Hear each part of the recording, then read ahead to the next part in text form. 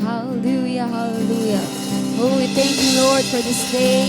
Truly, you are good and you are awesome. Have your way in this place. Hallelujah, hallelujah. Oh, we thank you, Jesus.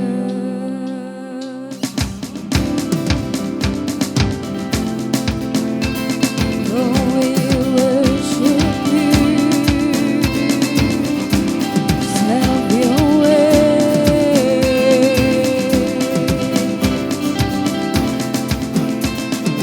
This is my prayer in the desert, when all that's within me feels dry.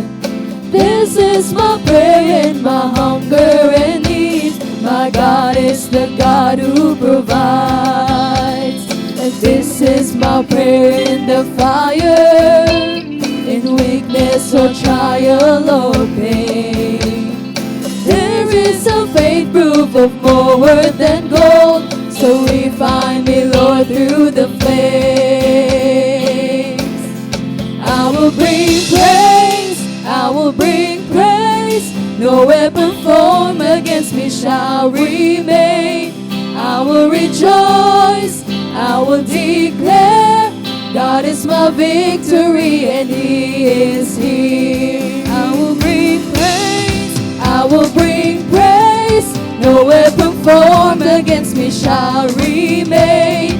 I will rejoice, I will declare, God is my victory and He is here. Oh, thank you, Jesus. And this is my prayer in the desert, when all that's within me feels dry. This is my prayer in my hunger and need. My God is the God who provides. And this is my prayer in the fire, in weakness or trial or pain. There is a faith proof of more worth than gold, so refine me, Lord, through the flames. I will bring praise, I will bring praise. No weapon formed against me shall remain. I will rejoice, I will declare, God is my victory and He is here. I will bring praise, I will bring praise. No weapon formed against me shall remain. I will rejoice, I will declare, God is my victory and He is here. Oh, we declare your victory, Jesus. Hallelujah.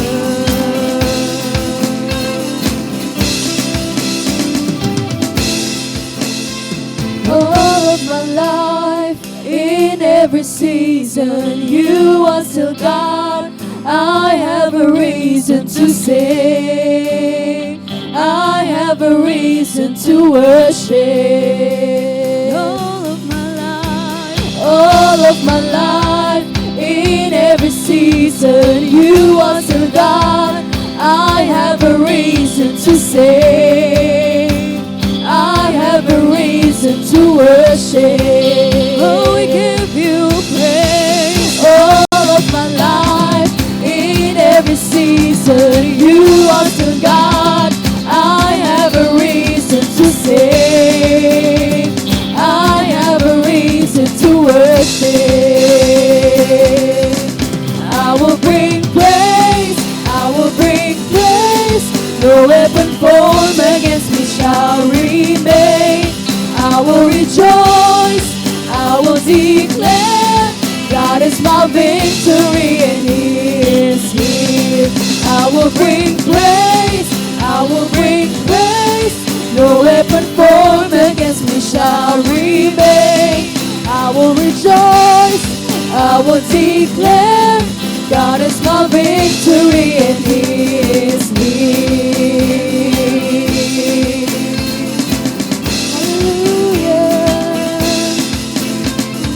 This is my prayer in the harvest, the triumph is still on its way. conquer and co-heir with Christ. So firm on His promise I'll stand. This is my prayer in the harvest, when favor and providence flow. I am a conqueror and co-heir with Christ, so firm on His promise I'll stand. I will bring praise, I will bring praise. No weapon formed against me shall remain. I will rejoice, I will declare, God is my victory and He is here. I will bring praise, I will bring praise. No weapon formed against me shall remain. I will rejoice, I will declare, God is my victory and He is here. All of my life, in every season, You are still God. I have a reason to sing. I have a reason to worship. All of my life, in every season, You are still God. I have a reason to sing. I have a reason to worship. I will bring praise, I will bring praise. No weapon formed against me shall remain. I will rejoice, I will declare, God is my victory and He is here. I will bring praise, I will bring praise. No weapon formed against me shall remain. I will rejoice, I will declare, God is my victory and He is here. Oh, we worship You, Jesus. Have Your way in this place. Hallelujah. We worship You, Lord. Oh, we worship You are our victory and You are here. Oh, we raise up our worship and our praises unto You, our God. We worship You, Lord. We worship You, Lord. You alone are worthy. You alone are worthy, Lord. We give You all the praises.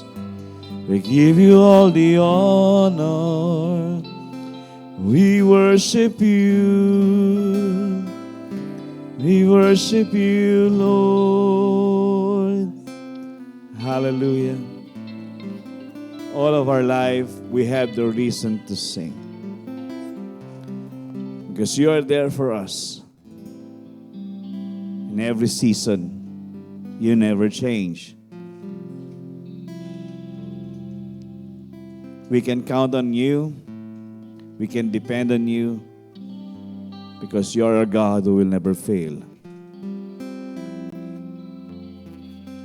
We thank You, Lord God, for the opportunity to know You deeper, to know our King, to know the King of Kings and the Lord of Lords, and to whom we belong. Salamat, Panginoon. Kami ay palagi Mong tinutulungan, sinasamahan. Whatever season, anumang mga kapanahunan, hindi Ka nang iwan. Kaya Panginoon, sa buhay na ito, sa bawat panahon din, dapat Kang purihin, sambahin, luwalhatiin, dakilain sa aming mga buhay, at palaging bigyan ng parangal, dahil dapat ka sa lahat ng ito. We worship You, Lord. We honor You, and we only want to bring glory to You, Lord God. You alone are worthy. You alone are worthy, Lord. Yes, You alone are worthy. You alone are worthy, Lord. worship you. We worship you, Lord. Oh, we worship you. We worship you, God. You alone are worthy, Lord. You deserve it all, our Lord. Who am I missing? Yemeri ala muse amani. Yaramanare yashere abeni. Yaramunuri amankala mandoro yose. Yaramamondoro dosukuro la mamakala la manderebe. Yeriamne no sutere menurana. Kerabaso. Yamamakandoro doro dose. Nereyable nereyaseriambo. Yorobo kurana mande.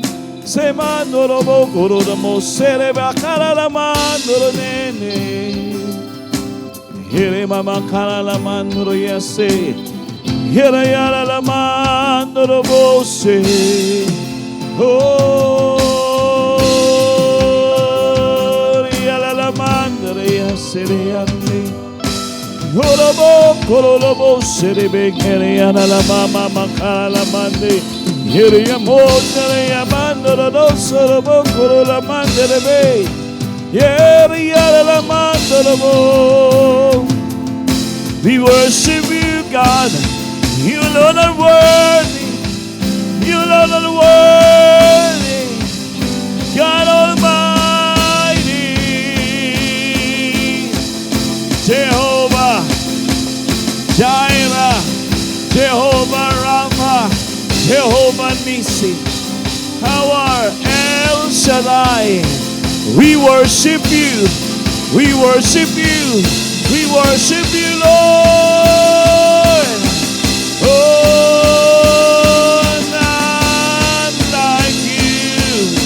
None like you.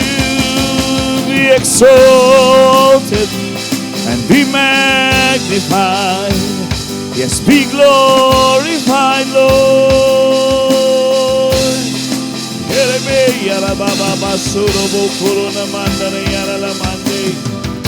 You alone are worthy. You alone are worthy. We give it all. We give it all. We give it all. We give it all to you, Lord. We lift your name high. Holy, holy, holy is the Lord God Almighty.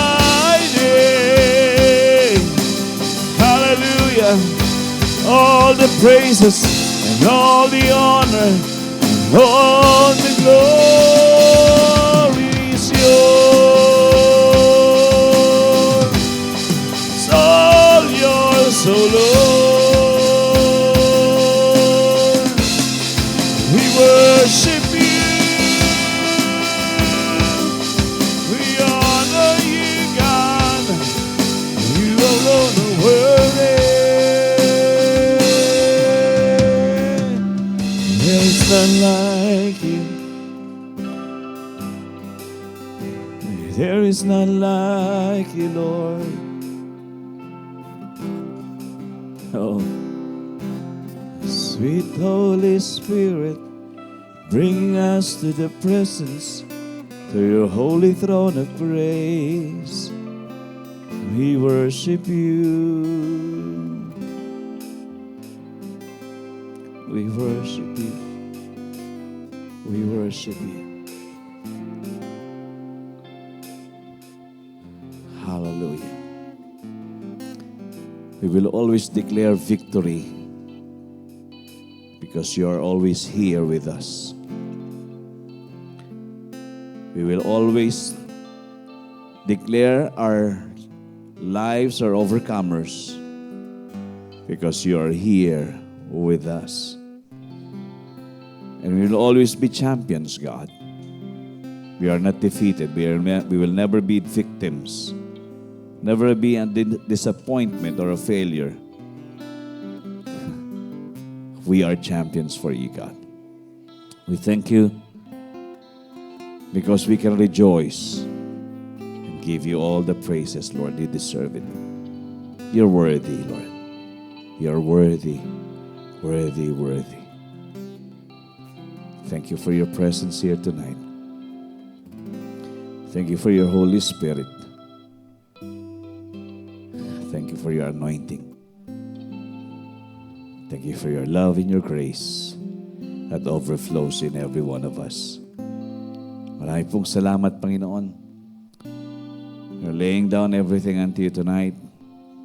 I pray that the hearts are ready to receive from you, that our ears will be keen in listening and receiving from Jesus our Lord, from the guidance and the help of your Holy Spirit. And you, our Abba Father, is lifted high and glorified and magnified as well. We bless you, we thank you. And tonight we know, God, that it is already a blessed meeting, gathering, because your presence is here. Thank you for embracing us. Thank you, Lord, for your presence once more. The power is available. All the glory, all the honor belongs to you. This we pray in the name of Jesus, our Lord and Savior. Amen and amen. Hallelujah. Well, magandang gabi. Bago siguro kayo magsiupo, just go around.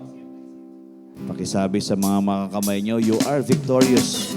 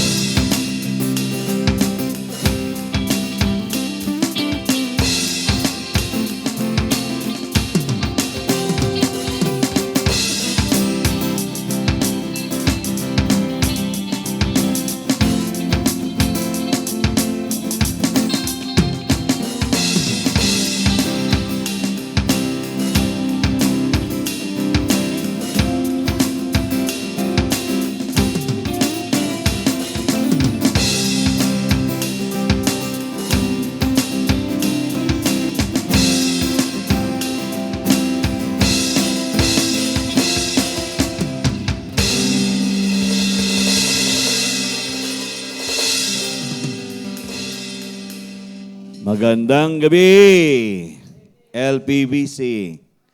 Good evening po, good evening. Well, welcome once more sa ating midweek service. I think this is the last midweek service we will have this 2023. So let us make the most out of it. So grab po natin yung opportunity to receive from the Lord. Just like Mary who will sit at the feet of Jesus and just listen and receive from the Lord. Hallelujah. Well, that is why we came together. We are here together para patuloy tayong receive, makatanggap mula sa Panginoon ng mga kapahayagan niya patungkol sa ating series. No, maganda ito kasi this is, hindi ko nga alam, sabi ko ang galing mo talaga, Lord, kasi sumakto sa okasyon dahil Pasko. So maganda na ang pag-uusapan natin ngayon, hindi naman dahil bakit may Pasko, kundi kung sino yung talagang main figure ng Pasko.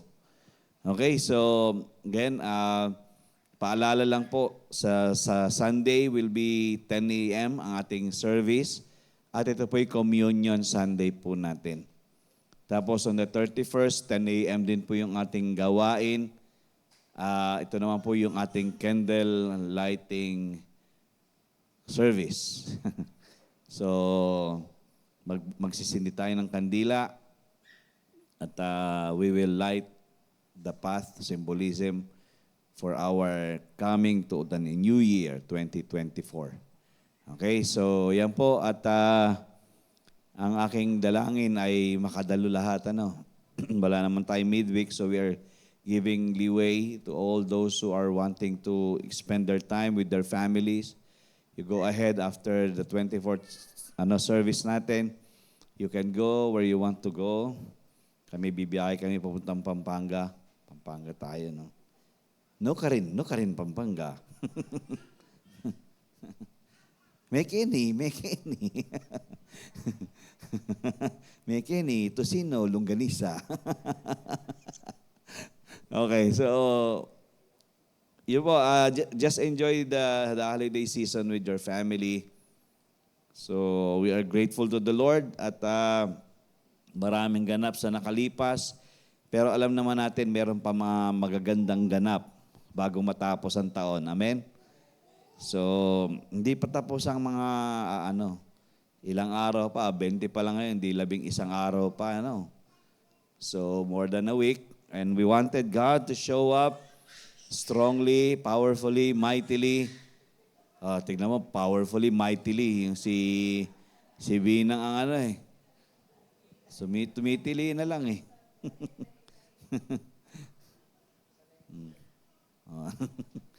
Daldal lang ng daldal eh.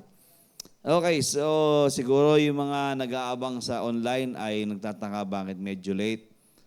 Late po kami. Hindi naman kami late. Na-late lang kami talaga ng bukas ng simbahan. Kasi masyado pong grabe ang traffic sa SLEX pa northbound. So, patawarin na po natin sila. Ako, pinatawad ko na eh. Nag-move on na po ako. Nag-move on na ako. Okay, so nakakapagod lang dahil yung pakiramdam ko, nakaupo pa ako sa kasi di cambio eh. Manual. Pero again, goods pa rin naman. Okay, so hindi na tayo magpapakatagal-tagal. I just wanted to go directly to what I'll be sharing with you tonight. Nandun pa rin po tayo sa series ng Principles of God's Kingdom. Mga prinsipyo para sa kaharian ng Diyos. Dapat maintindihan natin na ikaw at ako, lahat po ng kumilala sa Panginoon bilang Panginoon at tagapagligtas, ay kabahagi sa kaharian ng Diyos. Wala na po tayo sa kaharian ng kadiliman. Tayo po'y na-translate na sa kaharian ng kaliwanagan. So, nais lang po nating enhance yung ating know-how. Bakit ba kailangan nating maintindihan ang kahariang pinaglagyan sa atin ng Panginoon? Kasi marami sa ating mga mananampalataya ay totally stranger pa rin at hindi pa rin tanggap na tayo ay bahagi doon sa kaharian ng Diyos. And until now, we are still being deceived to do things with regards to the works of the kingdom of darkness rather than staying and continuing doing the things of the kingdom of light, of the kingdom of God or the kingdom of heaven. So, ngayon po ay pang-11 series na po ito. And I don't know when it will be stopped. But these are all basics. Okay? So, napag-usapan natin in the past that ang kaharian po ay dahil hindi po hayag sa sangkatauhan kahit na ito'y dinala ng Panginoong Hesus. So, ang tao po ay gumawa ng mga pamamaraan para maging alternative ng kaharian. At yan po ay yung gobyernuhan. Ang gobyernuhan ginawa ng tao at higit sa lahat yung relihiyon na ginawa din ng tao. So, at naintindihan po naman natin siguro na ang number one kaaway ng tao ay ang sarili niyang katauhan. Okay? Gumawa siya ng mga bagay-bagay na siya rin ang magiging, kumbaga, tawag dito, siya rin parang boomerang ba, na bumato siya, bumabalik lang sa kanya. To which, in the kingdom of God, that is one principle. When you sow what you sow, you will reap. So, ang tao, dahil nga really desiring for the real kingdom, the true kingdom, nag-divert sa mga composition ng mga iba-ibang kaharian. Kaya nga, hindi tayo magtataka, iba-iba yung ating mga gobyernuhan. Di ba? Sa ibang lugar, iba ang gobyerno. Dito sa Pinas, ibang gobyerno. Even though magaganda yung sa tingin natin, parang maganda naman ang mga pamamalakad, pero sa totoo lang, it is all a diversion of the real kingdom and the real government that God wants us to experience from Him and by Him. So, napag-usapan natin kung ano-ano yung mga naitayo, yung feudalism, yung dictatorship, socialism, communism, and worst is the democracy that we are practicing right now, the freedom of speech, the freedom to express oneself. Ibig sabihin, we are all free to just do anything, to which sa kaharian ng Panginoon, we are not really free. We can only be free by Him. Diba? The Bible is telling us, whom the Son sets free is free indeed. And those who will know the truth will set them free. No true freedom will be achieved if there is no God, if there is no Word. Kasi ang ano natin is, we divert to think that this is the right freedom, the right liberty that we wanted to enjoy. But we can only achieve true freedom and liberty through our Lord and Savior, Jesus Christ.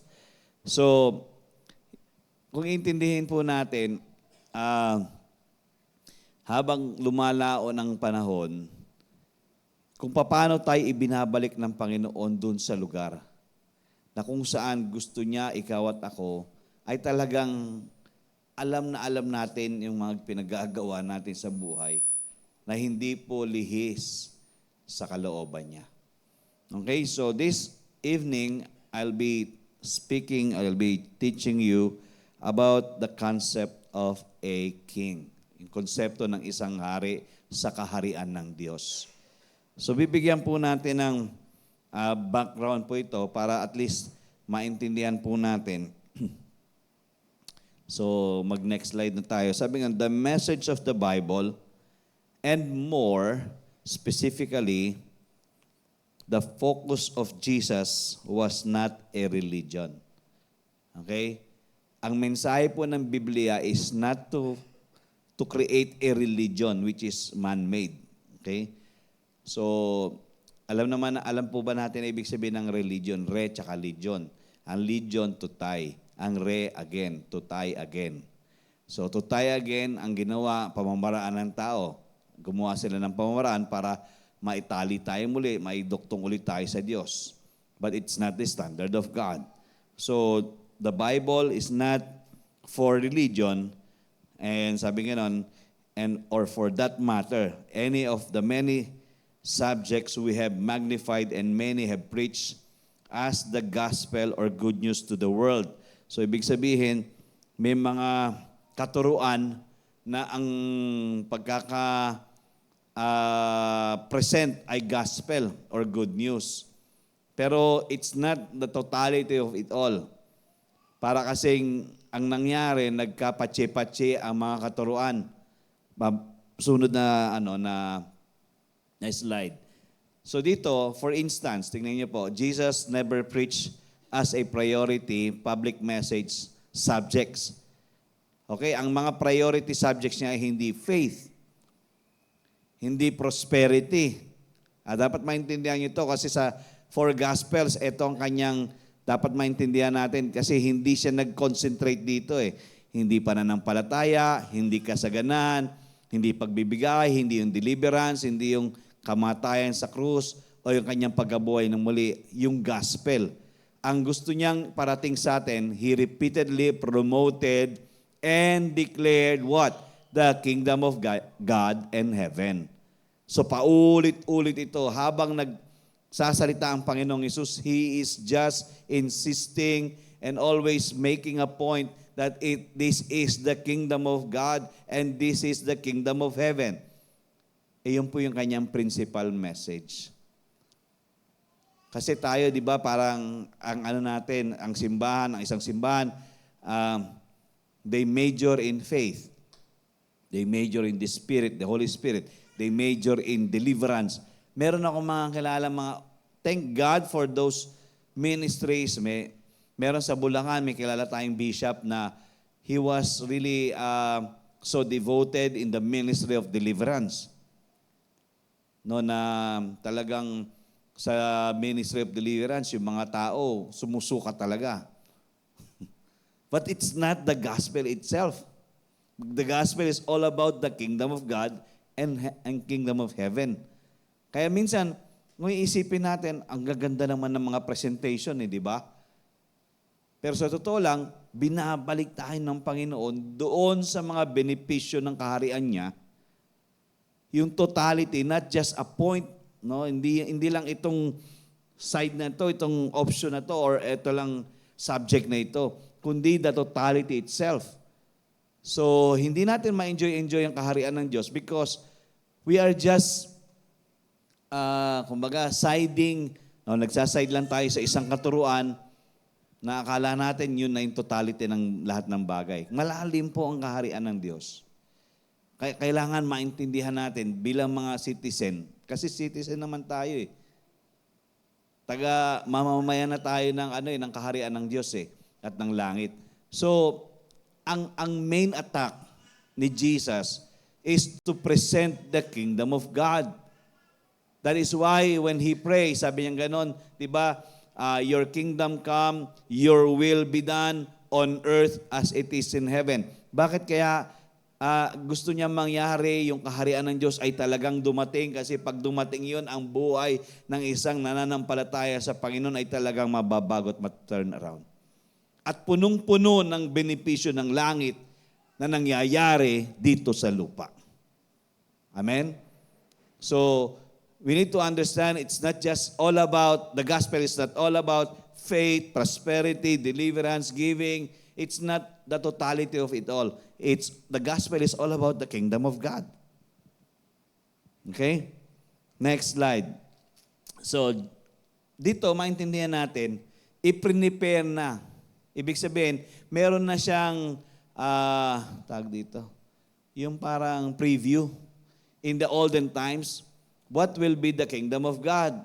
So dalawang notable verses to, book sa Bible.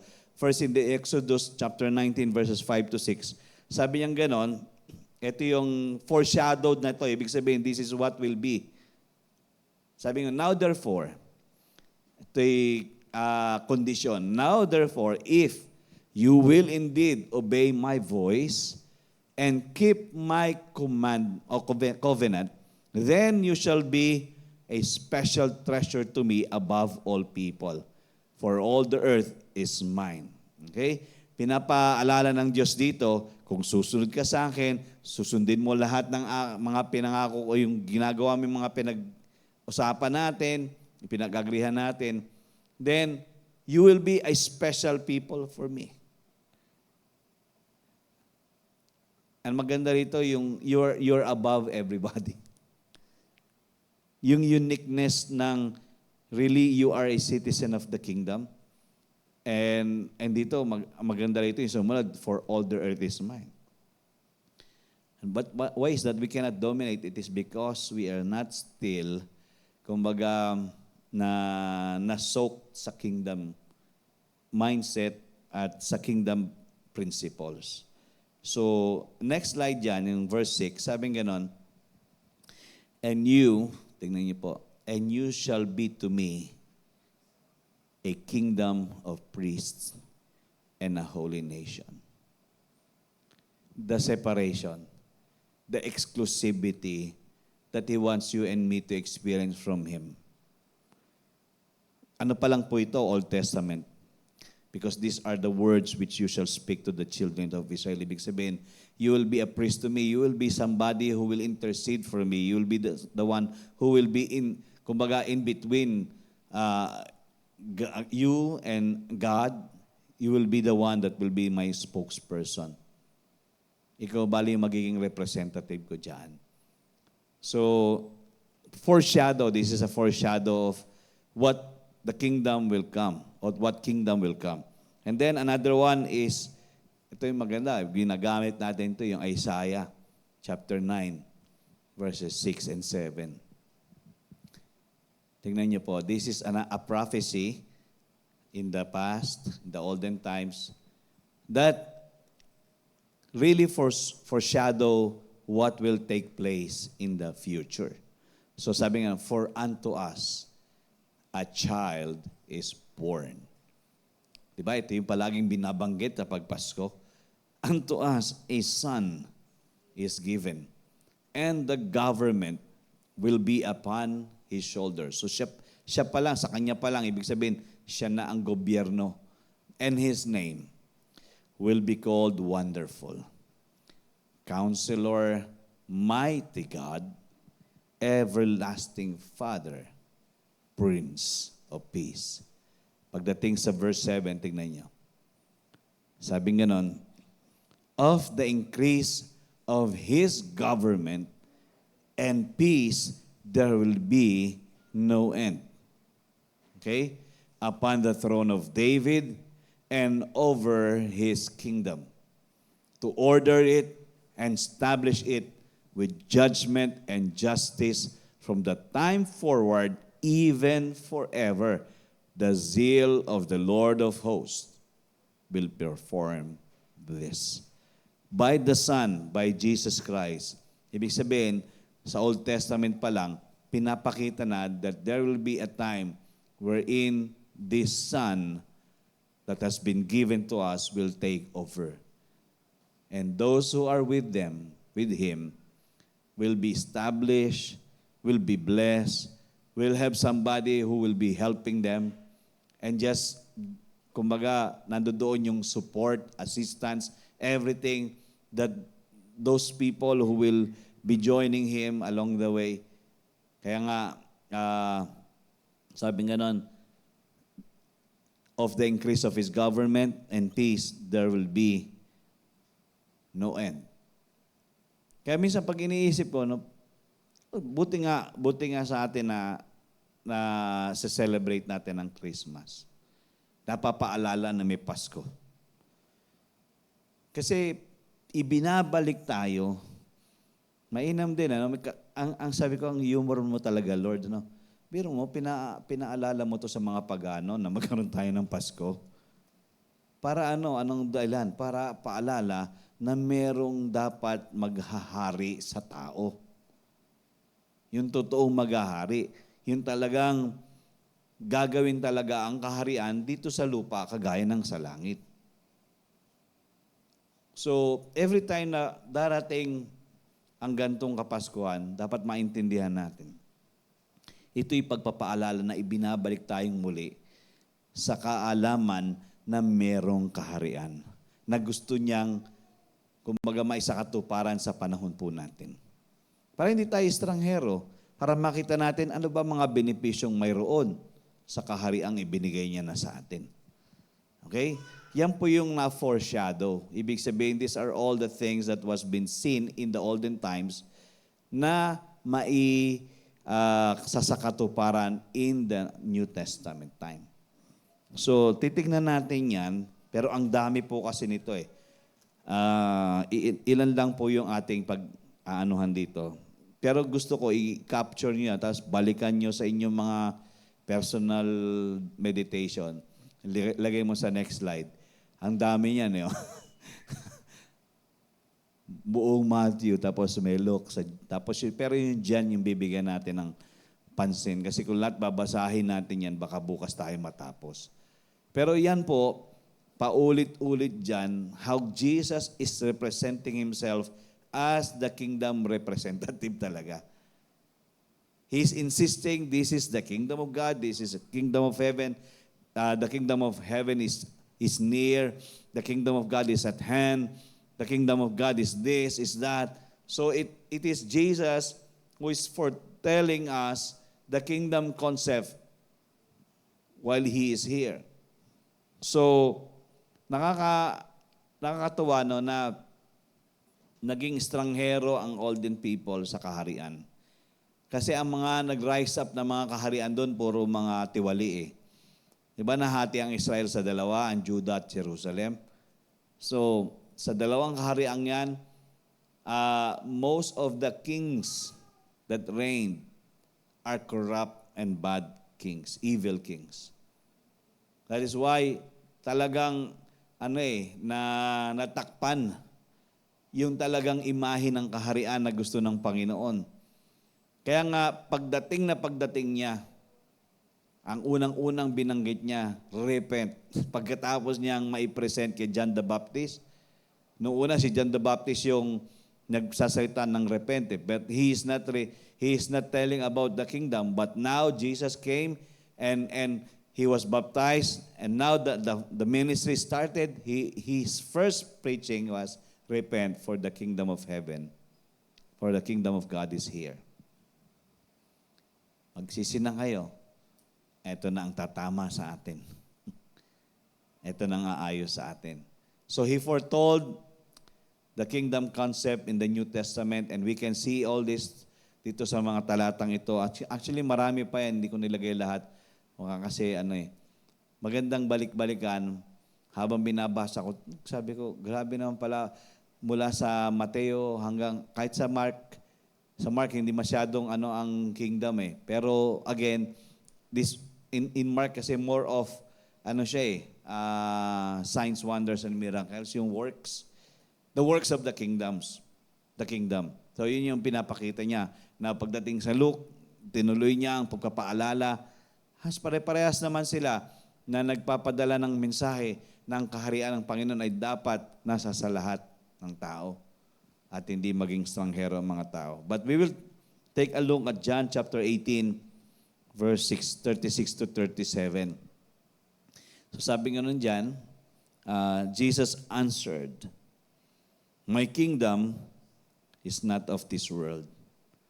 If my kingdom were of..." This is Jesus in the face of Pontius Pilate. Okay? Sa harap ni Poncio Pilato siya nagsasalita dito. Sumagot siya kasi tinatanong siya ni Poncio Pilato Sumagot siya, "My kingdom is not of this world. If my kingdom were of this world," sabi niya, "my servants would fight." But again, he did not came to make war. He came to bring peace. Diba? Kaya nga, kung ang kaharian ko ay dito sa mundo, nakikipag-away na mga alipin ko. So that I should not be delivered to the Jews. But now my kingdom is not from here. Pinapaalala niya, is not from here. But it's coming. It's coming. Verse 37. Pilate therefore said to him. So dito naisip ni Pilato na may kaharian ito. Di ibig sabihin, hari ito. Sabi niya, tinanong niya, "Are you a king then?" Jesus answered. Ito magandang sagot ng ating Panginoong Hesus. "You say rightly that I am a king. For this cause I was born." Dahil dito sa dahilang ito, kaya ako ipinanganak. "And for this cause I have come into the world, that I should bear witness to the truth. And the truth is that the kingdom of God must come. Everyone who is of the truth hears my voice." Tingnan niyo to yung pagkakasabi ni Jesus na, "Tama ka, ako nga ang hari." At ito ang dahilan bakit ako naparito. Para maging saksi sa katotohanan na dapat mangyari sa mga tao. At alam ko kung sino lang yung makikinig sa akin. Yung nakatanggap ng katotohanan. So, kung tayo ay parte doon, ibig sabihin, we will not shut our ears and even our hearts to listen to the principles of God's kingdom. We will always wanting to hear what are the things that God has prepared for His people. Kasi dahil maraming nangyayari sa panahon ngayon, maraming mga sigalot, maraming mga bagay na masama yung kasi ang highlighted ngayon 'di ba? Lahat naman tayo obvious naman na napapansin natin at nararamdaman natin kung ano ang meron sa mundo. ano yung dominante. Pero doon sa mga nakakaunawa ng katotohanan, makikinig at makikinig lang doon sa ipinapadalang mensahe ng Diyos Ama sa pamamagitan ng ating Panginoong Hesus. At dito, kumbaga in-establish na ng Panginoong Hesus, ako ang hari. So, pag siya ang hari, ibig sabihin, binubuo niya ang kaharian niya sa mga taong kumikilala sa katotohanan. So, ikaw at ako, kung tayo yung mga taong yun, kabahagi tayo sa kaharian yun. Na hindi tayo hiwalay at kumbaga dalubha sa tayo na alamin ano ba, Panginoon, ang gusto mo sa buhay ko ayon sa iyong gusto, ayon sa kaharian na dinala mo sa aming mga buhay. So, dito sa conversation na to, si Piloto at ang Panginoong Hesus, makikita natin na, kumbaga, he is just so confident enough to say, I am the king and I'm here to take over again. To take over the hearts and the lives of people who will be open to the truth of the words of God and to the power of the Holy Spirit. So, naniniwala tayo, ang kaharian ng Panginoon, pinipresent niya, inuna niya muna ang mga bagay-bagay bago niya ipakilalang siya ang hari nito. Kung mababasa natin yung sa Mateo, sa dami ng mga verses na yon, we will just notice that all those things were just said, were just been spoken to prepare us for the coming, not just for the coming kingdom, but the coming king. The one who will took over the reins. Kasi sa ngayon, nagpipista ang kasamaan, nagpipista ang demonyo. Pero again, since nakakakilala tayo sa Panginoon, somehow, nababali natin ang epekto niya sa mga buhay natin. Tama? At hindi natin hinahayaan, dahil hindi naman ito parte ng kaharian, hindi natin hinahayaan na tayo ay nalilinlang pa. So, ang maganda kasi rito, yung practice ngayon na ginagawa namin at ginagawa ng mga core, alam ko, struggle ito sa mga mananampalataya. Pero dito naintindihan natin ang mga katotohanan ng kaharian.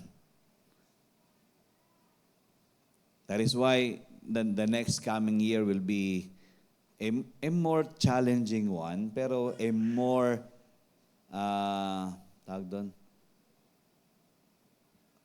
more fulfilled one.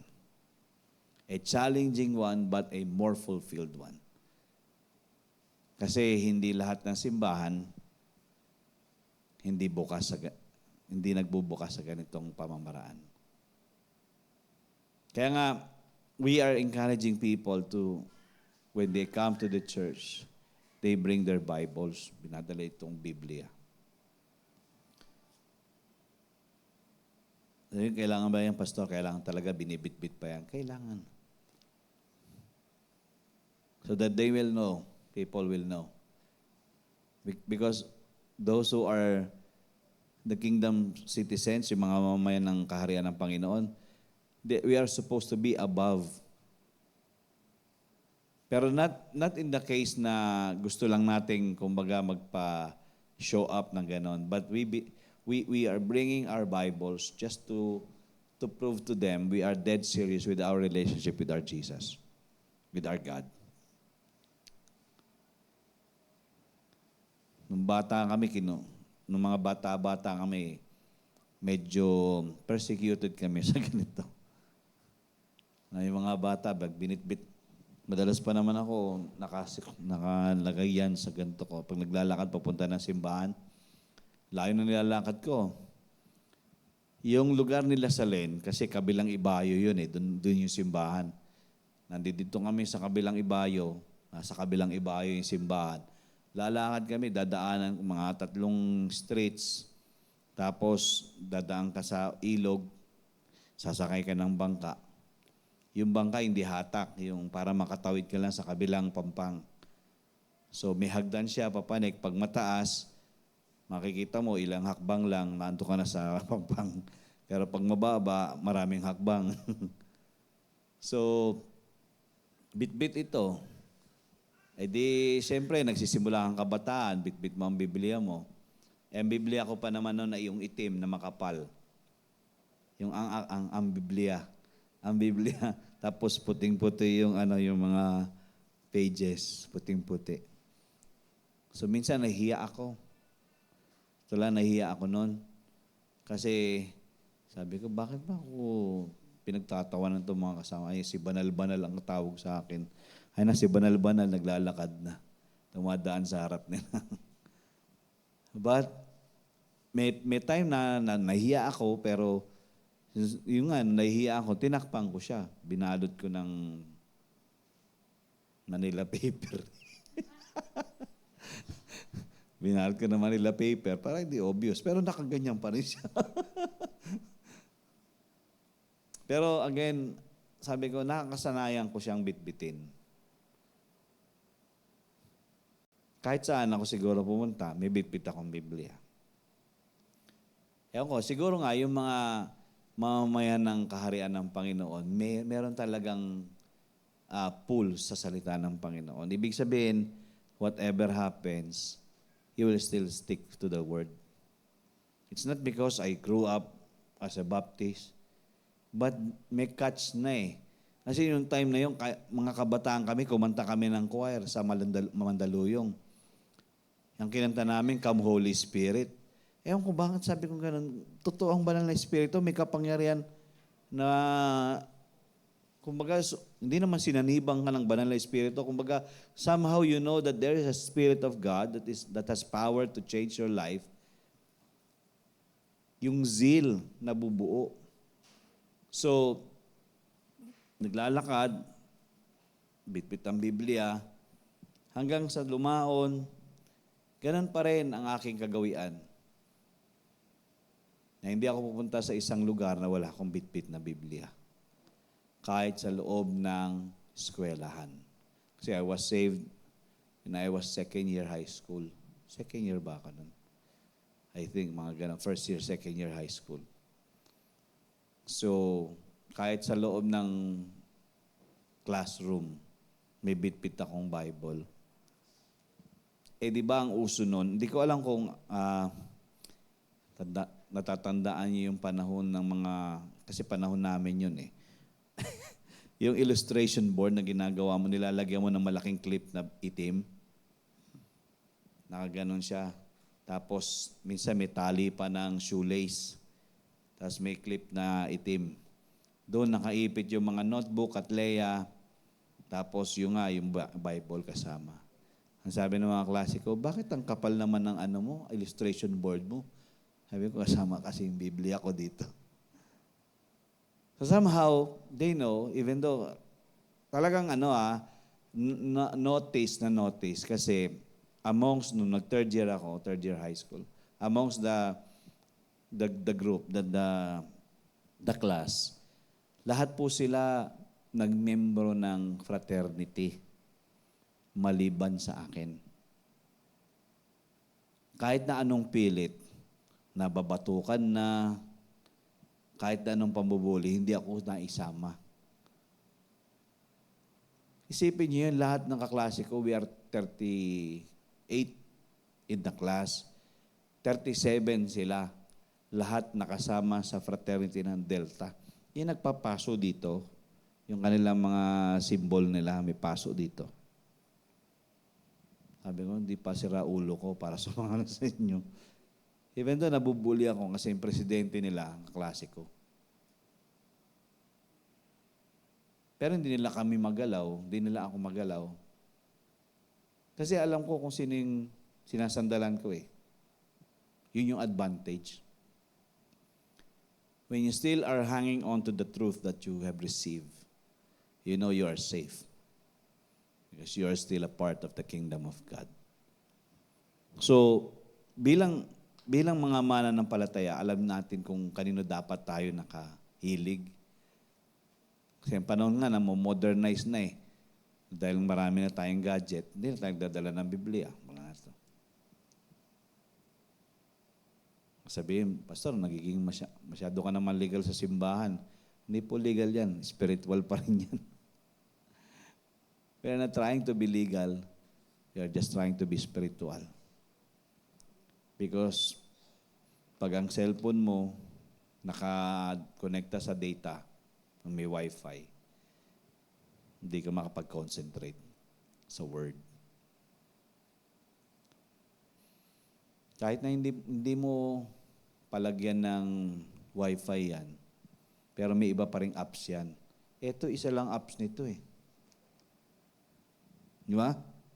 Isa lang talaga.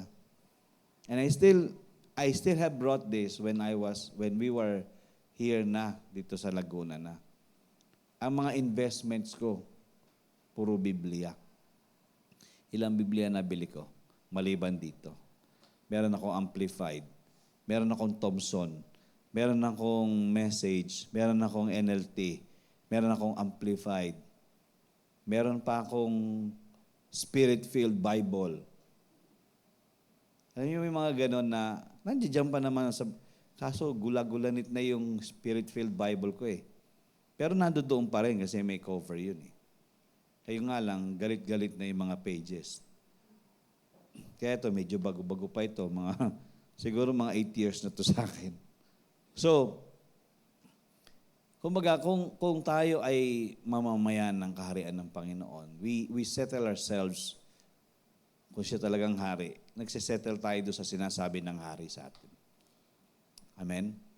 Na alam naman natin, ang pinaparating ng Panginoon sa atin ay kagandahan ng buhay. Hindi naman tayo sasabihan ng Diyos na makakasama sa atin eh. Ewan ko ba, sabi ko bakit walang may mga taong parang ang hirap makatch yung sinasabi ng Diyos. Again, I'm not judgmental, but it's not really hard. You just need to be more open sa ating Diyos. Diba? Kapag kasi hindi ka bukas sa Panginoon, wala ka rin talaga matatanggap mula sa Kanya. And you are still kumbaga, in competition, no? Lalo yung mga devotions natin ngayon. Minsan, sabi ko, gusto ko siyang unawain, pigain yung utak ko, pero kailangan talaga mag-rely ka sa Holy Spirit para magpaunawa talaga sa iyo eh. Holy Spirit, naguguluhan ako. Piniintindi kong pilit. Pero mas makakaintindi ako pag sinamaan mo ako. Diba, hindi naman lahat nalalaman ka agad eh. At ang isang talata, marami ka pa makukuha. Yung nakuha mo ngayon, bukas bago na. Palaging bago. Kasi palagi niyang pinapaalala, eto ang buhay eh. Kumain ka ng kumain, itong inihahain ko sa'yo, kumain ka ng kumain ito. At lulusog ka dito, gagandang katawan mo. So, alam natin, ang kaharian ng Panginoon ay para makinabang tayong lahat. Next slide dyan, sabi nga nun, the very heart of any kingdom is its king. Ang pinakapuso ng mga kaharian, ng kahit na anong kaharian yung hari niyan. Dahil alam naman natin, pag ang Panginoon naging hari, magandang puso yan. Compassionate yan, humble yan, giver yan. Miracle worker yan. So nakikilala natin yung hari. In the heavenly realm, okay, tingnan niyo po ito, sa heavenly realm, God in every way is unrivaled and unequaled king. Okay, sa heavenly realm yan, ang kaharian ng kalangitan, ang Diyos, wala siyang talagang kakompetensya, hindi siya mapantayan. Pero sa natural realm, tingnan niyo po, God extended His kingdom authority through the man and woman He created. Kung doon sa langit, walang makakapantay sa Kanya, walang makapagtunggali sa Kanya. Eh lalo na dito sa lupa. ini-extend niya pa ito sa atin. Kaya nga, sabi nga nun, temporarily, it was passed to a demonic usurper. So, kinuha kasi ng demonyo kay Adam and Eve to until Jesus came and restored it to the rightful ruler, the King Jesus. So yung rightful ruler natin, ating Panginoong Hesus. Kaya nga, kung ang Panginoong Hesus talagang nag-ahari sa mga puso natin, we know we can create and again rebuild the kingdom of God. Kasi yun tayo Hindi dapat tayo estranghero sa kaharian ng Panginoon. Kumbaga, every time that we do a thing, we do it for the purpose and with the intention that I'm doing this for the King and this is for the cause of the kingdom. Mainam sana yung sa atin, ginawa natin yung kingdom builder. Why is that they called it a kingdom builder? Because for the purpose of the kingdom and for the glory of the King. Kaya nga, pag nag-i-invite, umatin kayo ng kingdom builder because kingdom builder is not just for somebody lang. In the church, it's all about us. Kaya nga, yun yung somehow struggle ng mga pastor. How to get people out of their caves and pull them to the place where God wants them to enjoy the benefits of the kingdom. So, alam natin na yan po yung lugar natin at otoridad na meron na binigay ang Panginoon. Now, next slide. Sabi nga nun, a kingdom is the sovereign rulership and governing influence of a king over his territory, impacting it with his will, his intent, his purpose, manifesting a culture, kingdom culture, a society reflecting the king's nature, values, and moral. So, dito lang, sa maikling pagsasalarawan nito, as he is, so are we. Amen? Kumbaga, binigay sa atin ito, lahat. So, ang gusto niya mangyari, kung sino siya, ay tayo rin ay maging ganon. Kaya nga, ang tawag sa atin dito, kung tayo talagang mamamayan ng kaharian, we are little gods.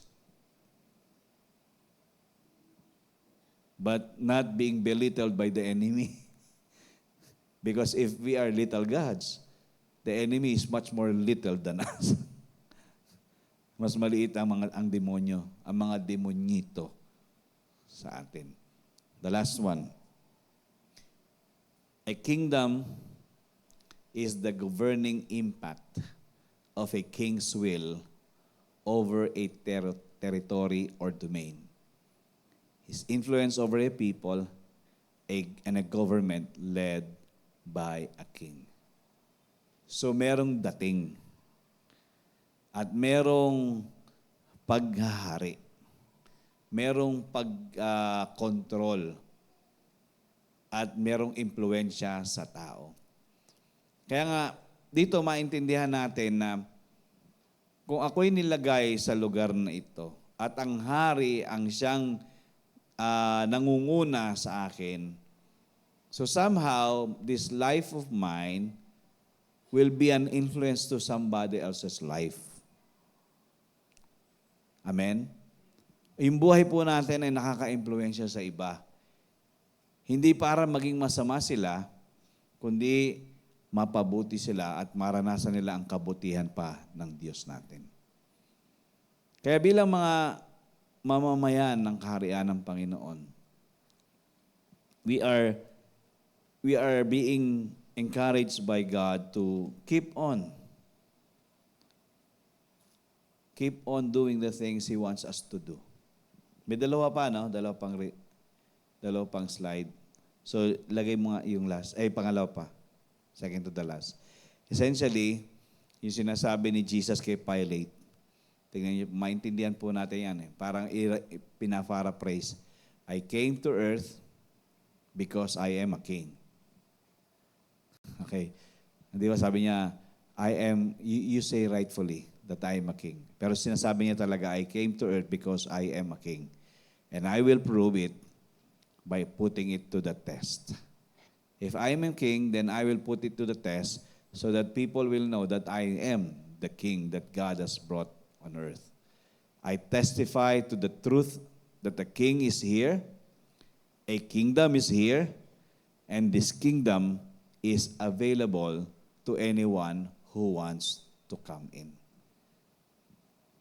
It influences talaga eh. So kung hari, so patutunayan ko ako'y hari at patuloy kong ipaparanas kung ano yung totoo at makita nila, maranasan talaga nila na ang kaharian talaga ay nandito na. To which I don't know how we perceive yung mga happening sa buhay po natin. Yung mga victories natin na sa buhay natin ito. Kapag alam natin hindi natin kaya, alam natin ang Panginoon yun. Kaya yung gawin yun para sa atin. Di ba lahat naman ng lampas sa ating kakayanan, siya ang may kaya. Kasi tayo limitado, siya ay unlimited. So sinasabi ng Panginoon, subukan mo. Subukan natin. Hari mo ba talaga siya? Then gusto kong maranasan mo yung totoo na hari mo ako at ang kaharian ko'y nandito. So habang tayo nag-i-exist dito sa lupa, gusto niyang patuloy nating maranasan yung kaharian niya at yung pangungunan niya sa ating mga buhay. The last one, sabi nga nandito, we connect with the kingdom message because it addresses the most deep-seated longing of our heart, our longing to be kings. Kasi from within us, alam natin gusto natin may kapamahalaan din tayo sa mga nangyayari sa buhay natin. Tama, no? Ayaw naman natin na tayo palaging pinaghaharian. Pero okay lang tayo kung pinaghaharian tayo ng Diyos natin eh.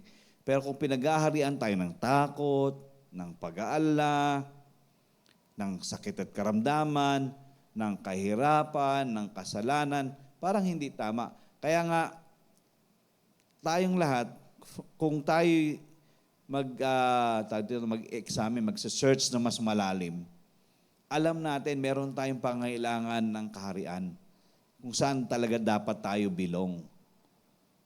Para hindi tayo lumalabas dito na estranghero habang nandito tayo sa lupa. Alam natin kung kanino tayo nakapanik, kung kanino tayo kabahagi, kasama. So, bilang mga mananampalataya, dapat yung ay mas malalim. Kaya nga, ang pagiging Kristiyano, hindi dapat lang nakikita pag linggo lang eh. Kumbaga nagkakaroon ka ng mas malalim na pagkakaunawa sa iyong relasyon sa Diyos. Na hindi lang po tayo, kumbaga, umaasa sa mga pangaral ng pastor, kundi ikaw mismo, tayo mismo, danas na danas natin ang kanyang pangunguna at paggabay sa buhay natin. So, the kingdom of God, ang konsepto ng hari ay maghari talaga sa atin. Pagharian tayo at ipakita ang magiging karanasan natin sa kaharian ng Panginoon. To which, if we can really get the truth about the kingdom of God, we will surely enjoy a lot of benefits.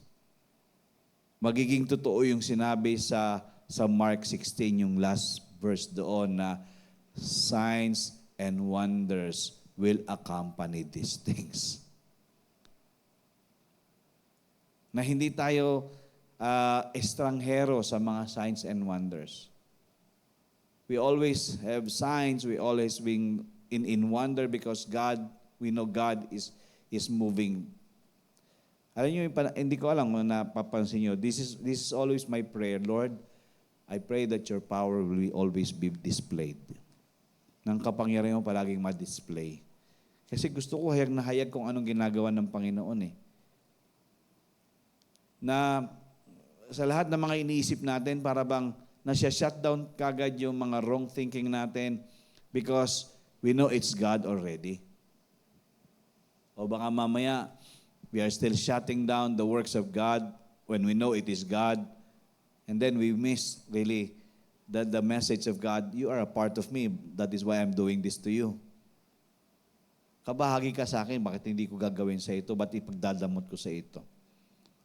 So, we are here to continuously discover, uncover, that He will be so revealed to you and to me. And in this church, wala naman akong desire, kundi maranasan talaga ng bawat isa sa atin dito ang Panginoon. Walang duda, buhay mo, buhay na patotoo, dahil buhay ang Diyos sa iyo. So, I believe, gano'n ang ginagawa ng Panginoon sa atin. Inihahanda pa tayo sa mga mas malalalim na mga bagay. Hindi naman yung masyado tayong masyado na tayong super holy ba? Yung sinasabi yung extreme. Alam mo nang lumugar kung saan ka lulugar. Kasi nagparty yung mga pastor, sabi ko gano'n. Kung may magkakapahayagan ng kaharian ng Panginoon doon, alam mo kung paano ka a-approach sa tao. Hindi ka kukuha ng mikropono para sumira ng mood ng marami. May mga ganun eh. You know where you belong and what you need to do. Kasi may ganun. Kumbaga, siguro ang pagkakaalam niya, she is a part of it, but she is not. Because the way she treated people is not really that good. How she reacted, it's not helpful for somebody who's hearing her. May mga ganung bagay eh, na ilalagay mo yung sarili mo sa tamang lugar. At hindi ka kagad nagre-react ng ganon. At kung mag-react ka man, tama pa rin yung action mo. So, sa kaharian ng Panginoon, you know that His kingdom has come because the King is taking over this life. Amen? Ang hari talaga, yun naghahari talaga. So, ayaw natin maging estranghero sa lahat ng mga bagay nito. And I pray really that God is really taking over our lives. We are not just saying He is our Lord, but He is really the Lord. No, if He is the King, then He must be really the King. Siya dapat yung priority talaga eh. Wala nang iba. Kaya ang buhay pinagpapala ng husto kasi you really let the kingdom come. And then you will see heaven here on earth. Yun yung pinakamagandang karanasan. Na habang nandito tayo, danas na danas natin ang langit dito sa lupa. Hindi tayo estranghero, kundi tuwang-tuwa tayo sa ating hari na gumaganap, gumagawa, at pinapakita ang kapangyarihan, pinaparana sa ating lahat. And I'm praying for this really to come to pass in this church, to every one of us. That our being stranger to the kingdom will be addressed. And now we know. I'm part of this, I will live on this. I will honor my King, and I will let others see the kingdom has really come in my life. Kasi kay Jesus, hayag na hayag eh. Ibang-iba siya eh. Kaya yung mga disipulo, ibang-iba rin eh. Kaya pagdating ng panahon na, yung si Pedro, di ba, nagkanulo siya ng 3 beses. Somehow, may mga ganun tendency talaga na, kasi may kompromiso eh. Nasusubukan yung laman.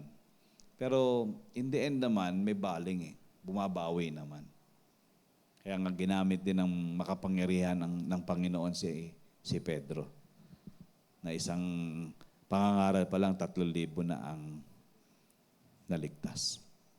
So, nandito tayo at ang konsepto ng hari ay para i-present niya ang kanyang kaharian at tayo ay hindi maging estranghero, hindi tayo kumbaga hiwalay sa katotohanan na tayo mga tunay na mga mamamayan ng kaharian niya.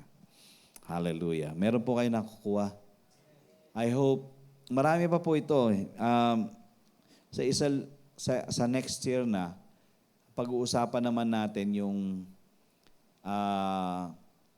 ano ba yung katangian ng hari sa kaharian. Para at least, sa pool natin, ano ba ang ginagawa ng hari? Bakit kailangan siyang maghari sa ating lahat? I think there are 14 natures of the king that all we wanted to learn and to know. Pag 14, 7 po yan, perfect yan, 7. So, I wanted us to learn from this and that will be next year. And I hope open kayo dito sa mga gantong mga bagay. Dahil ayaw natin maging lihis sa kalooban ng Panginoon. Tayo po tayong lahat. At salamat sa Panginoon sa mga kapahayagang ito ng salita ng Panginoon.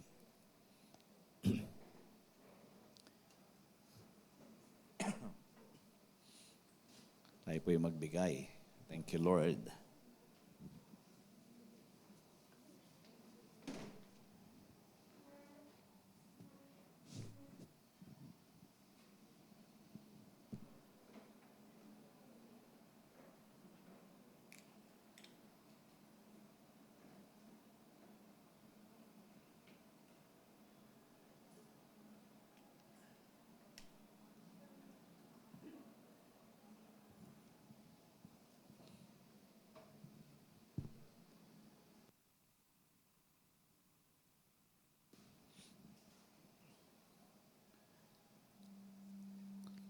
Balikan niyo yung John chapter 8 na yun. Yung conversation ni Piloto at ni Jesus. Habang binabasa ko yung mga, alam mo nagbabasa ka ng isang istorya na alam mong malalim ang binabanatan ng Panginoong Yesus kay Piloto. Piloto to eh. Kalilipad na siya eh. Wala siya sa pwesto niya kapag naging piloto siya eh. Diba, mapapansin natin na he was not really afraid to face such adversary. Even though at the back of the mind of Pilate, parang siya, hugas kamay siya, di ba? Pero totoo lang, diktado siya ng mga sinasabi ng tao. Ibig sabihin, yung consensus ng marami. And he was not really in his own thing. Kahit nasabihin niyang naghuhugas siya ng kamay, sa mga ganon. It's all show up, parang politics lang yan eh. Hugas kamay lang yan. Pero again, makikita natin din is how composed our Lord Jesus is. To really stand to what Pilate had said. Sabi mo, hari ako. Oo nga, hari talaga ako. Ikaw nagsabi niyan, walang bawian. Di ba? Isipin mo, huy, wag, di ako hari. Hindi. Sabi niya, rightfully you said it. I am a king. And I'm here to present the kingdom. Kaya nga yung huling part doon, everyone who is in the truth is the one that will hear my voice. So kung talagang tayo ay, kumbaga, nakakatch ng katotohanan ng salita ng Panginoon, we will keep on hearing His voice. Kasi it's all about experience. Eh. That is why there is a word that is in the Bible that says, born again. It is an experience of rebirthing. Rebirthing, ibig sabihin, we are not the same person as we are. Because now, we accept that we are a person na nasa Panginoon na. A citizen of the King and a part of the kingdom of God. So, doon makikita natin talaga na ang Panginoong Hesus, He wanted for us to stand doon sa nakukuha natin mula sa Kanya, sa mga katotohanan na nakukuha natin sa Kanya. At hindi tayo lumihis doon. Even though na there are times na susubukan, na-challenge, gusto natin makompromise yung mga bagay na yun. Pero again, we really need to stand. Boldly, strongly, courageously. We will keep on living this life really representing the King and His kingdom. Hallelujah. Let's bow our heads and close our eyes. Tayo po yung manalangin. Dakilang Diyos, muli maraming salamat po. Ang talagang konsepto mo bilang hari namin ay para talagang makuha namin ang mga bagay mula sa kaharian na inihanda mo sa aming lahat. At siyempre, may isa sa katuparan lang ang lahat ng iyon kung ikaw talaga ang gumagabay sa amin, ang nangunguna sa amin. Dahil hindi naman namin ma-enjoy ang mga benepisyo ng kaharian kung di kami nasunod sa hari namin. Nandito kami, Panginoon, patuloy na magpapasakop sa iyong kalooban. Magpapakumbaba at aalisin, Panginoon, ang mga pagmamayabang, pagmamataas. Kundi buong puso lang na magbubukas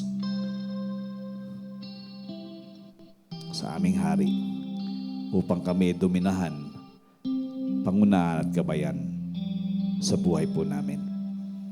Napakaganda ng inihanda mo sa aming lahat. At ang naisin mo, Panginoon, araw-araw ang kaharian mo'y dumarating at naisa sa katuparan sa aming lahat. Na hindi kami estranghero, hindi kami ignorante sa mga gagawin mo pa sa amin, Panginoon. Kaya nga nandito kami, Panginoon, patuloy na maging bukas ang puso't isipan ng aming buong buhay sa pagsakop mo sa amin. Banal na Espiritu, ikaw po ang malakas na magpaalala sa amin. Kami ay kabahagi at kami ay mamamayan ng kaharian ng Diyos. Kami po ay naglilingkod sa hari ng mga hari at dapat namin siyang masunod sa buhay na ito. At alam naman din namin na magagawa din namin ang lahat ng ito dahil ikaw din naman ang nagbigay ng kailangan po namin ang masagana mong biyaya sa aming lahat.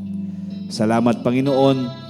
Aming dalangin na pangunahan mo po ang simbahang ito, ang Life and Peace Believers Community. Bawat individual, bawat pamilya, dakilang Ama, maranasan ka. Dakilang Panginoong Hesus, tunay na maging hari ka. Banal Espiritu, makapanguna ka palagi para madala kami sa mas malalalim na katotohanan sa iyong mga salita. Lord, kinukumit po namin ang aming mga buhay sa iyo. Samahan po kami sa iyo ang lahat ng ito. Purihin ka po, Panginoon, sa gabing ito. At hindi po namin kakalimutan ang mga kapahayagang ito. Palagi naming isa sa isip, isa sa puso, magbubulay-bulayan, kami ay citizens of the kingdom. And we are your sons and your daughters. We are your disciples. We follow you, Lord, all the way. You are our King. Do take over our lives, O God. It's yours and yours alone. Salamat sa pinagpalang gabing ito. Salamat, Banal na Espiritu, sa pagsama mo sa amin. Matatapos ang taong ito, alam namin hindi kami estranghero sa iyong kaharian, kundi mas lalo pa kami magpupursige para magbulay-bulay, diskubrihin ang mga bagay na iyong nasambit sa iyong mga salita patungkol sa kaharian ng aming Panginoon at kaharian ng langit. At patuloy naming maranasan ito dahil araw-araw alam namin pupunuin mo kami ng mga milagro at himala mga pagpapala, mga pabor, mga tagumpay. At alam namin, magwawagi kami at patuloy na magtataas ng bandila laban sa aming mga kaaway.